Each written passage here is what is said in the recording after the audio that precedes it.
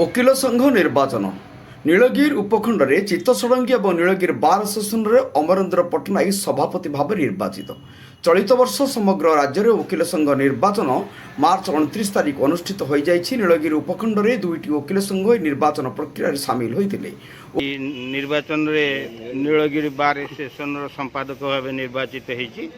ମୋର ନିକଟତମ ପ୍ରତିଦ୍ୱନ୍ଦ୍ୱୀ ଠାରୁ 13 ଖଣ୍ଡ ଭୋଟ ଅଧିକା ପାଇକି ଆଗାମୀ ଦିନରେ ନୀଳଗିରିରେ ଖୁବ୍ ଶୀଘ୍ର କେମିତିକା ଏଡିଜେ କୋର୍ଟ ପ୍ରତିଷ୍ଠା ହେବ ସେଥିପାଇଁ ମୁଁ ଚେଷ୍ଟା ଜାରି ରଖିବି ଏବଂ ତା ପରବର୍ତ୍ତୀ ସମୟରେ ଯେମିତି ଔପଦାରେ ମଧ୍ୟ ଜେଏମ୍ଏଫସି କୋର୍ଟ ନୂତନ ଭାବେ ପ୍ରତିଷ୍ଠା ହେବ ସେ ପାଇଁ ଆମେ ସଂଗ୍ରାମ ଜାରି ରଖିବୁ ଏବଂ ବାର୍ର ସର୍ବାଙ୍ଗୀନ ଉନ୍ନତି କରିବା ପାଇଁ ଚେଷ୍ଟା କରିବୁ। ଧନ୍ୟବାଦ। Thank you. ଉପଖଣ୍ଡ ବାର୍ ଆସୋସିଏସନ ନିର୍ବାଚନର ସମସ୍ତ କାର୍ଯ୍ୟକର୍ତ୍ତା ନିର୍ଦ୍ୱନ୍ଦ୍ୱରେ ନିର୍ବାଚିତ ହୋଇଥିବା ବେଳେ ସଭାପତି ଭାବେ ବିଧାୟକ ତଥା ବରିଷ୍ଠ ଆଇନଜୀବୀ ଚିତ୍ତରଞ୍ଜନ ଷଡ଼ଙ୍ଗୀ, ଗୌରହରି ବେହେରା, ଯତୀନ୍ଦ୍ର ନାୟକ ଯୁଗ୍ମ ଭାବରେ ଉପସଭାପତି ନିର୍ବାଚିତ ହୋଇଛନ୍ତି। ସମ୍ପାଦକ ଭାବରେ କିଶୋର କୁମାର ଦାସ, ସହ ସମ୍ପାଦକ ବିଘ୍ନେଶ୍ୱର ବାରିକ ଓ ସୁରେଶ ଚନ୍ଦ୍ର ବାରିକ ନିର୍ବାଚିତ ହୋଇଥିବା ବେଳେ ଦେବାନନ୍ଦ ଦାସ କୋଷାଧ୍ୟକ୍ଷ ଭାବେ ନିର୍ଦ୍ୱନ୍ଦ୍ୱରେ ମନୋନୀତ ହୋଇଛନ୍ତି।